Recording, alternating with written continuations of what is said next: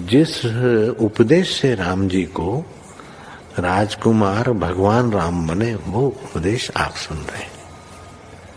कितना ऊंचा ग्रंथ है। इसको वाल्मीकि रामायण भी बोलते, योग वशिष्ठ महारामायण भी बोलते।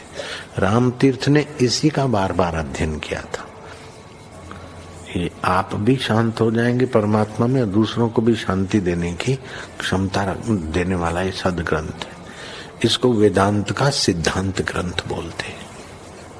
दूसरे होते प्रक्रिया ग्रंथ।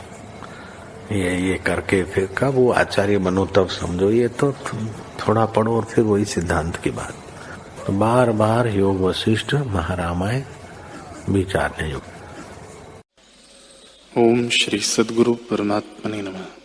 श्री वशिष्ठ जी बोले, हे राम जी, जब विचार करके जगत का अभाव निश्चय करोगे तब आत्मपद ज्यों का त्यों भासित होगा। जैसे जब वसंत ऋतु आती है तब सब फूल फल और डालें देख पड़ती हैं और एक ही रस इतनी संज्ञाओं को धारण करता है, वैसे ही तुम जब आत्मपद में स्थित होगे तब तुमको सब आत्मरूप ही प्रतीत होगा और सब आत्मा ही भासित होगा। हे राम जी, आदि भी आत्मा ही है, अंत में भी आत्मा ही होगा, पर मध्य में जो जगत के पदार्थ दिखते हैं उनकी ओर मत जाओ। जो इनको जानने वाला है और जिससे सब पदार्थ प्रकाशित होते हैं उसमें स्थित हो रहो। ये सब मनुष्य मृग की तरह हैं। जैसे मरुस्थल में जल जानकर मृग इधर उधर दौड़ते हैं, वैसे ही जगत रूपी मरुस्थल की भूमिका शून्य है और तीनों लोग मृग तृष्णा के जल हैं। उनमें मनुष्य रूपी मृग दौड़ते हैं और दौड़ते दौड़ते हार जाते हैं। ओम श्री सद्गुरु परमात्मने नमः।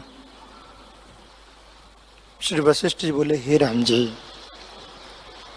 शुद्ध आत्म सत्ता के आश्रय जो संवेदना भास फूरता है उसी का नाम अविद्या है। वह दो रूप रखती है, एक उत्तम और दूसरा मलिन। जो स्पंद कला अविद्या के नाश निमित्त प्रवर्तित है वह उत्तम है, और विद्या भी उसी का नाम है और सब दुख नाश करती है। और जो संसार की ओर फूरती है वह अविद्या है, अर्थात आत्मा की ओर फूरती है सो विद्या है, और दृश्य की ओर जो फूरती है वह अविद्या है, पर दोनों स्पंद रूप हैं। इससे अविद्या का नाश करो। जैसे ब्रह्म अस्त्र से ब्रह्म अस्त्र शांत होता है, विष को विष नाश करता है और शत्रु को शत्रु मारता है, तैसे ही विद्या से अविद्या नाश होती है। इसी प्रकार तुम भी इनको नाश करो, तब सुखी होंगे। विचार से जब इसका नाश होता है तब जानी नहीं जाती कि कहाँ गई। जैसे दीपक से अंधकार देखिए तो नहीं दिखता कि कहाँ गया। बड़ा आश्चर्य है कि जीव का ज्ञान इसने ढांप लिया है। आत्मसत्ता सदा अनुभव और उदय रूप है, पर अज्ञानी जीव को नहीं भासती। जब तक अविद्या नहीं जानी जाती तब तक फूरती हैं, और जब जानी तब नहीं जानता कि कहाँ गई। इससे भ्रम मात्र सिद्ध है। आश्चर्य है कि माया ने संसार चक्र बांध रखा है और सत्य की नाई है पर असत्य है। बुद्धिमानों को भी यह नाश कर छोड़ती हैं, तो जीवों का क्या कहना है। निरंतर अभेद रूप आत्मा में अविद्या भेद कल्पना कोई नहीं। जिस पुरुष ने संसार माया को ज्यों का त्यों जाना है वही पुरुषोत्तम है। जिसको यह भावना हुई है कि अविद्या परमार्थ से कुछ नहीं, असत्य रूप है, सो ज्ञानवान है। जो कुछ जानने योग्य है वह उससे जाना है, इसमें संशय नहीं। जब तक तुम स्वरूप में न जागो तब तक मेरे वचन में आसक्त बुद्धि करो और निश्चय धारो कि अविद्या नाश रूप है और है नहीं। श्री योग वासिष्ठ महारामायण। राम जी ने पूछा, हे भगवान, असत सत किनाई होके जो स्थित हुआ है वह बालक को अपनी परछाई में वैताल भासता है, सो जैसे हुआ तैसे हुआ। आप यह कहिए कि दाम व्याल कट के दुख का अंत कैसे होगा। श्री वशिष्ठ जी बोले, हे रामचंद्र जी, जब उनको यमराज ने अग्नि में भस्म करवाया तब यमराज से किंकरों ने पूछा कि हे प्रभु, इनका उद्धार कब होगा। तब यमराज ने कहा, हे किंकरों, अब ये तीनों आपस में बिछुर जाएंगे और अपनी संपूर्ण कथा सुनेंगे, तब निसंदेह होके मुक्त होंगे। यही नीति है। राम जी ने फिर पूछा, हे भगवान, वह वृत्तांत कहाँ सुनेंगे, कब सुनेंगे और कौन निरूपण करेगा।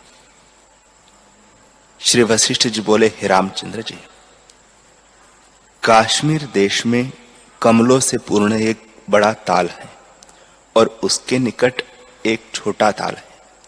उसमें वे चीर पर्यंत बारंबार मच्छ होंगे और मच्छ का शरीर त्याग करके सारस पक्षी होके कमलों के ताल पर रहकर कमल, कमलिनी और उत्पल आदि फूलों में विचरेंगे और सुगंध को लेते चिरकाल व्यतीत करेंगे।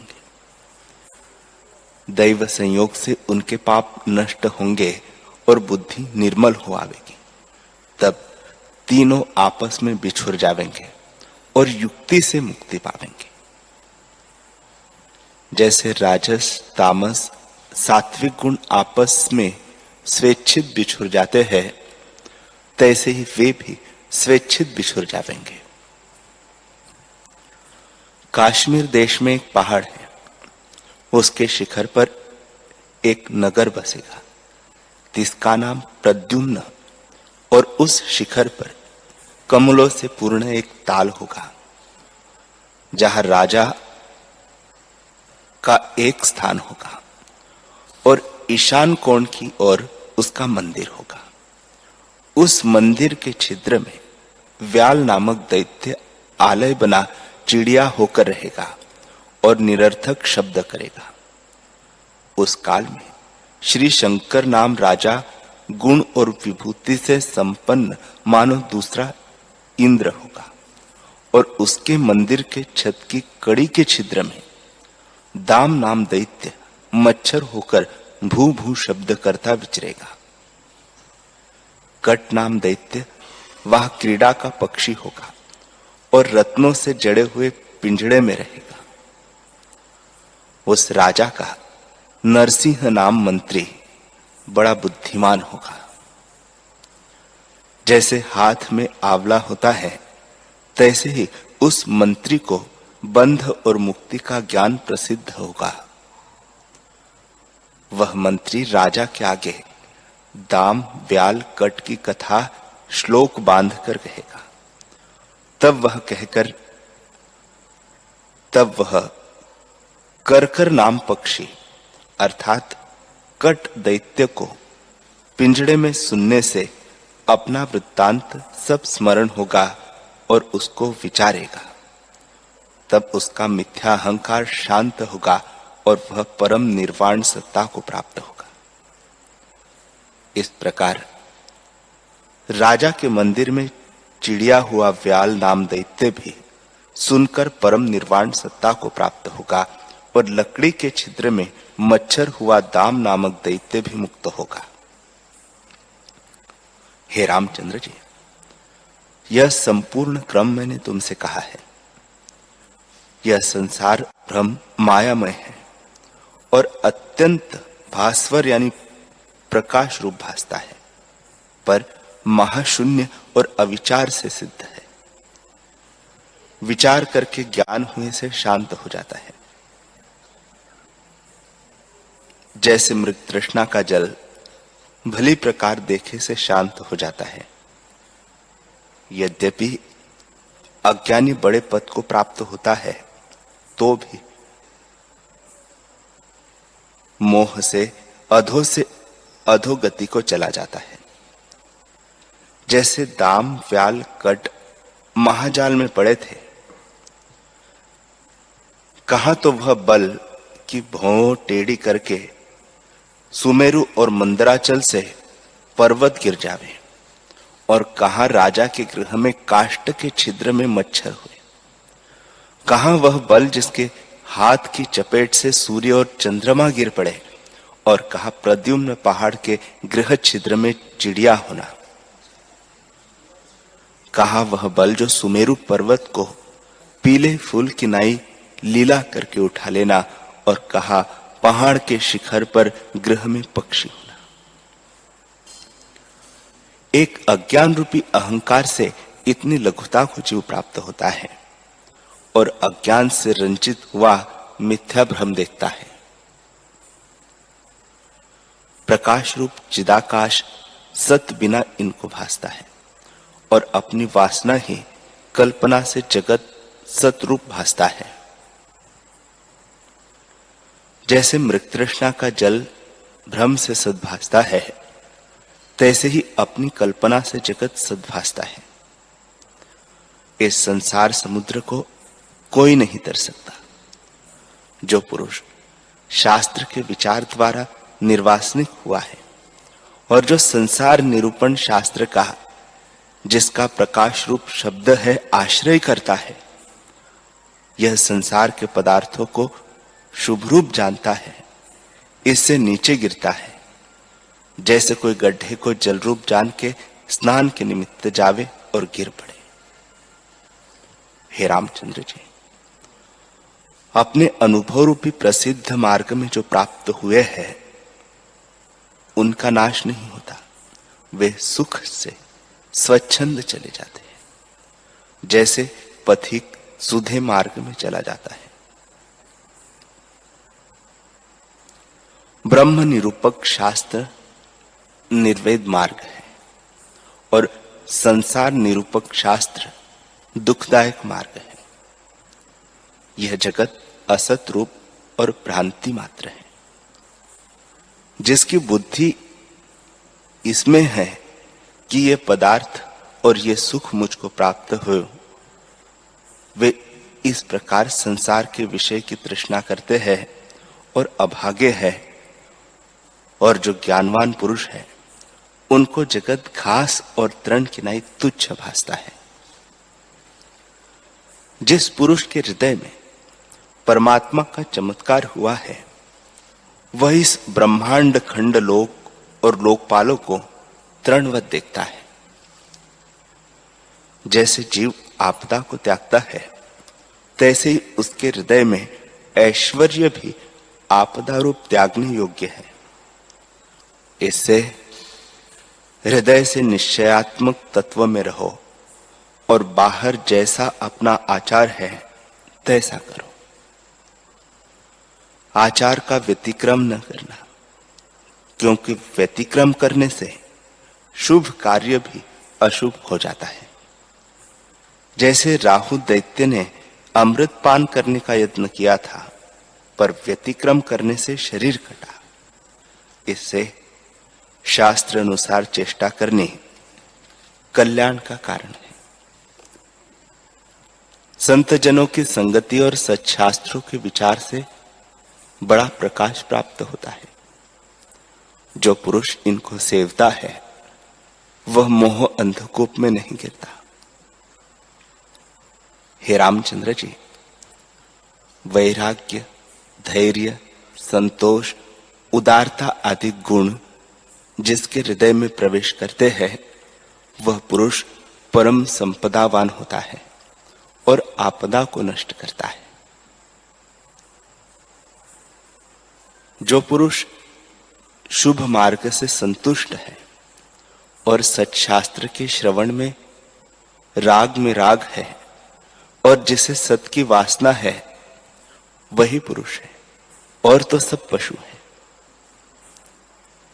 जिसमें वैराग्य, संतोष, धैर्य आदि गुणों से चांदनी फैलती है और हृदय रूपी आकाश में विवेक रूपी चंद्रमा प्रकाशता है, वह पुरुष शरीर नहीं मानो क्षीर समुद्र है।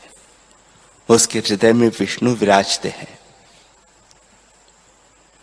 जो कुछ उसको भोगना था वह उसने भोगा, और जो कुछ देखना था वह देखा।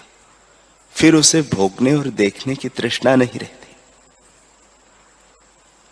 जिस पुरुष का यथाक्रम और यथाशास्त्र आचार और निश्चय है, उसको भोग की तृष्णा निवृत्त हो जाती है, और उस पुरुष के गुण आकाश में सिद्ध देवता और अप्सरा गान करते हैं, और वही मृत्यु से तरता है।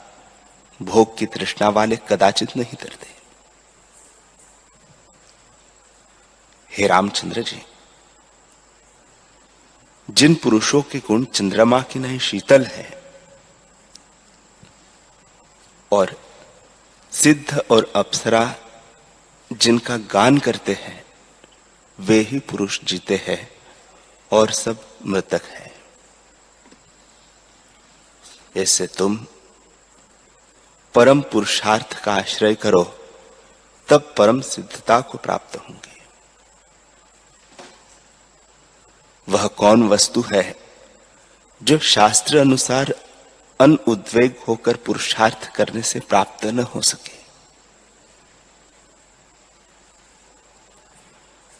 कोई वस्तु क्यों न हो, अवश्य में वह प्राप्त होती है। यदि चिरकाल व्यतीत हो जावे और सिद्ध न हो तो भी उद्वेग न करे, तो वह फल परिपक्व होकर प्राप्त होगा। जैसे वृक्ष से जब परिपक्व होकर फल उतरता है, तब अधिक मिष्ट और सुखदायक होता है। यथाशास्त्र व्यवहार करने वाला उस पद को प्राप्त होता है जहां शोक, भय और यत्न सब नष्ट हो जाते हैं और शांतिमान होता है। हे रामचंद्र जी, मूर्ख जीवों की नाई संसार कूप में मत गिरो। यह संसार मिथ्या है। तुम उदार आत्मा हो। उठ खड़े हो और अपने पुरुषार्थ का आश्रय करो और इस शास्त्र को विचारो। जैसे शूर रण में प्राण निकलने लगे तो भी नहीं भागता और शस्त्र को पकड़ के युद्ध करता है कि अमर पद को प्राप्त हो, तैसे ही संसार में शास्त्र का विचार पुरुषार्थ है।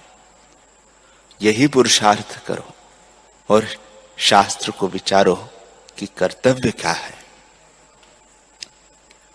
जो विचार से रहित है वह दुर्भागी, दीनता और अशुभ को प्राप्त होता है।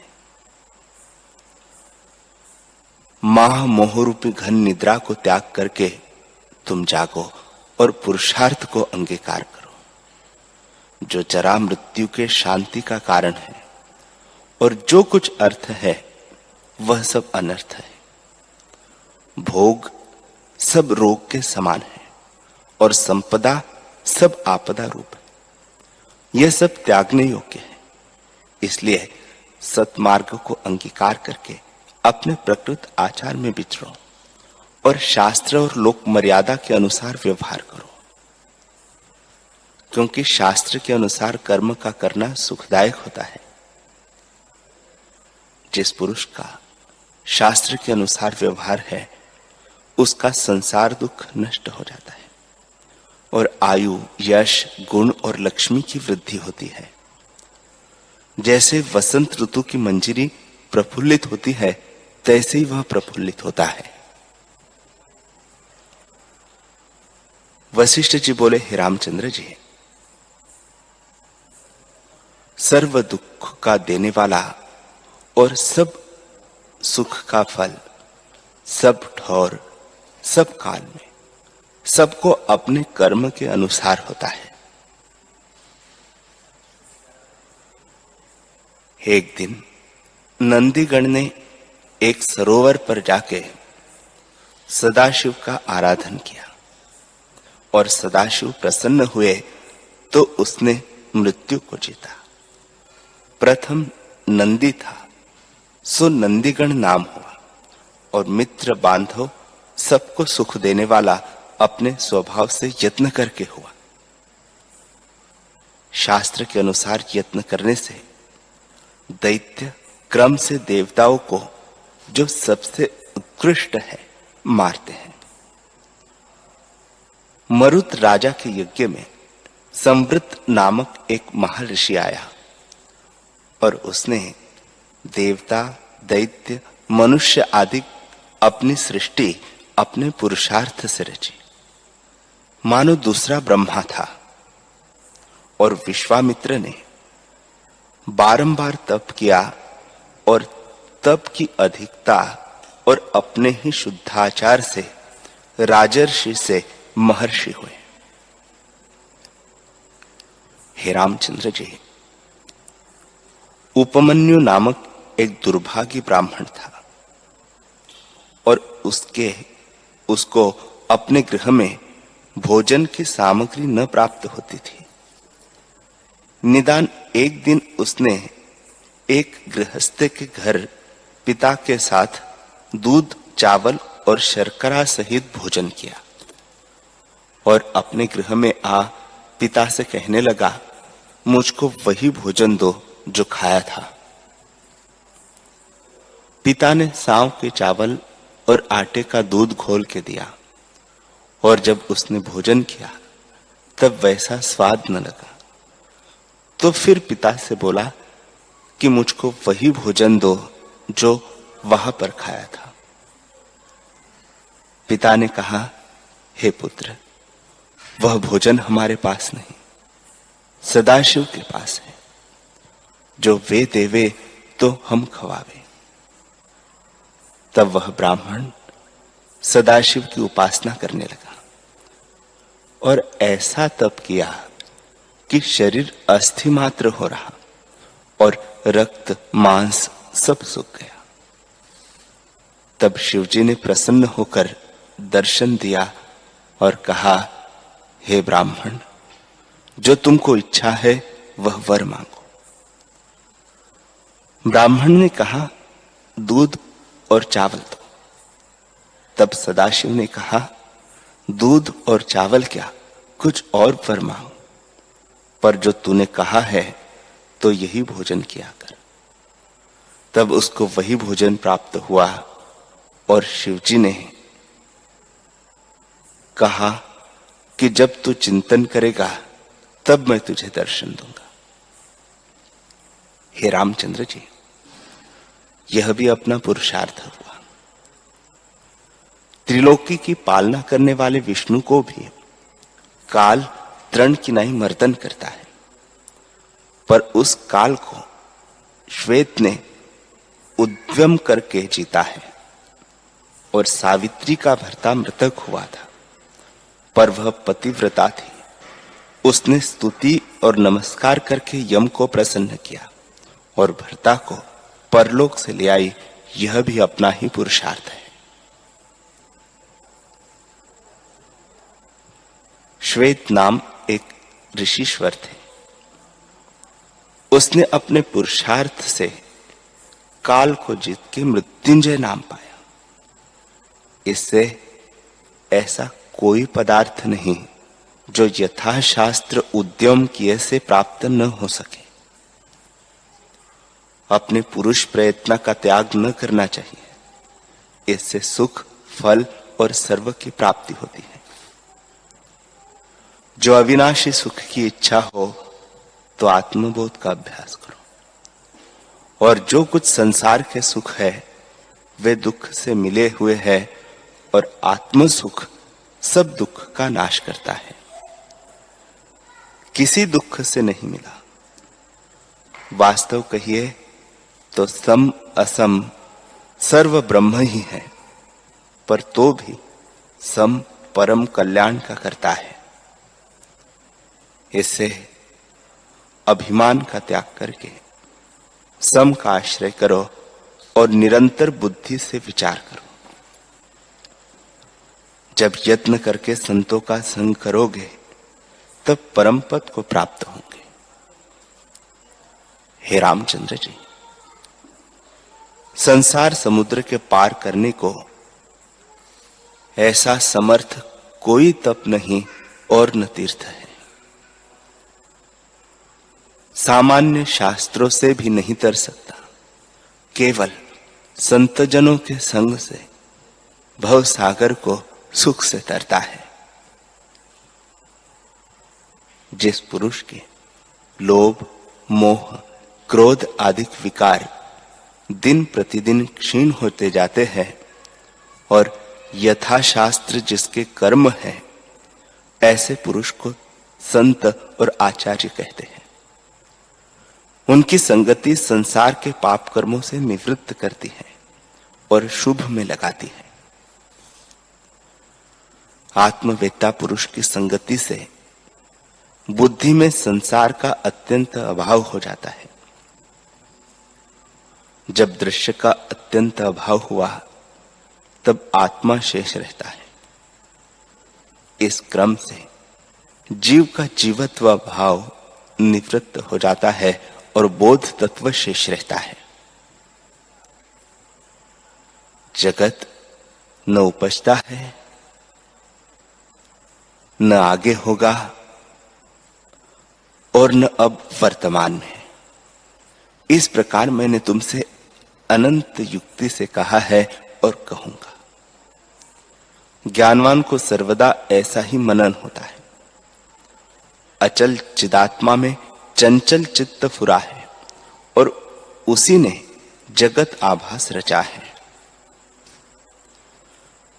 जैसे जैसे वह फुरता है तैसे ही तैसे भासता है, वास्तव में कुछ नहीं। जैसे सूर्य और किरणों में कुछ भेद नहीं, तैसे ही जगत और आत्मा में कुछ भेद नहीं। अहम रूप आत्मा में आपको न जानना ही आत्म प्रकाश में मेघ रूपी मलिनता है। जब परमार्थ में अहम भाव को जानेगा तब अनात्म में अहम भाव लीन हो जाएगा और तभी चिदाकाश से जीव की अत्यंत एकता होती है। जैसे घट के फूटे से घटाकाश की महा आकाश से एकता हो जाती है। निश्चय करके जानो कि अहम आदि दृश्य वास्तव में कुछ नहीं, विचार किए से नहीं रहता। जैसे बालक की परछाई में पिशाच भासता है तो भ्रांति मात्र होता है, तैसे यह जगत भी भ्रांति सिद्ध है। अपनी कल्पना से भासता है और दुखदायक होता है, पर विचार किए से नष्ट हो जाता है। हे रामचंद्र जी, आत्मरूपी चंद्रमा सदा प्रकाशित है और अहंकार रूपी बादल उसके आगे आता है। उससे परमार्थ बुद्धि रूपी कमलिनी विकास को नहीं प्राप्त होती। इसे विवेक रूपी वायु से उसको नष्ट करो। नरक, स्वर्ग, बंध, मोक्ष, तृष्णा, ग्रहण, त्याग आदि सब अहंकार से फुरते हैं। हृदय रूपी आकाश में अहंकार रूपी मेघ जब गरजता है और वर्षा करता है, तब तक तृष्णा रूपी कटक मंजरी बढ़ती जाती है। जब तक अहंकार रूपी बादल आत्मा रूपी सूर्य को आक्रमण करता है, तब तक जड़ता और अंधकार है और प्रकाश उदय नहीं होता। अहंकार रूपी वृक्ष की अनंत शाखा फैलती है। अहम मम आदि विस्तार अनेक अर्थों को प्राप्त करता है। जो कुछ संसार में सुख दुख आदि प्राप्त होता है, वह सब अहंकार से प्राप्त होता है। संसार रूपी चक्र की अहंकार नाभि है, जिससे भ्रमता है और अहम मम रूपी बीज से अनेक जन्म रूपी वृक्ष की परंपरा उदय और क्षय होती है और कभी नष्ट नहीं होती। इससे यत्न करके इसका नाश करो। जब तक अहंकार रूपी अंधकार है तब तक चिंता रूपी पिशाचनी विचरती है, और अहंकार रूपी पिशाच ने जिसको ग्रहण किया है उस नीच पुरुष को मंत्र तंत्र भी दीनता से छुड़ा नहीं सकते।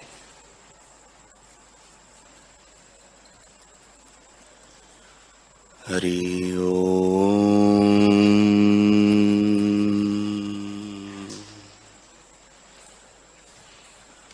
हरि ओम।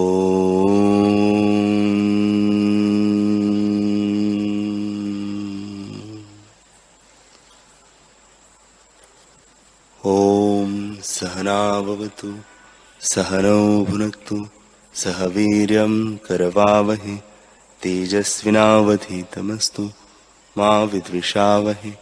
ओम शांति शांति शांति। श्री सद्गुरुदेव भगवान की